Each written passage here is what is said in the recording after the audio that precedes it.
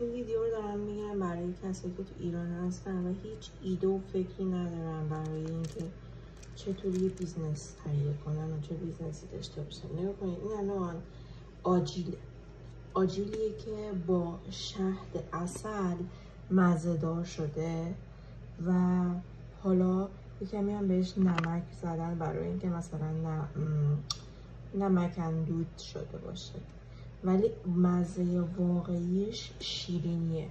بهش میگن هانی روستد نات میکس. همه جور آجیل توش داره، بادوم هندی داره، گردو داره، بادوم داره، پسته داره و واقعا کشور ما که پر از آجیل و فراوانی آجیل هست، به همین راحتی شما میتونید آجیلاتون رو مزه‌دار کنید و بفروشید. ببینید این داخلش ببینید. من این یکی خوردم و واقعا خوشمزه است. یعنی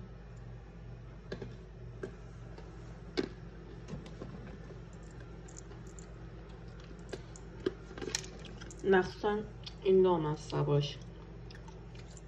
لامصباش خیلی خوشمزه است. اصلا آب میشه تو دهن. بادوم هندی.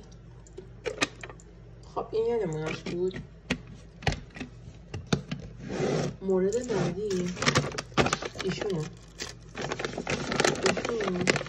با کچاپ مزه‌دار شدن و در واقع فقط بادامه که مزه سس کچاپ میده و اینم یه مورد دیگه است که اینجا زده بهترین مغذی ویتامین ای. شاید خود بادام ویتامین ای داشته باشه ولی چیزی به غیر از مزه کچاپ نداره.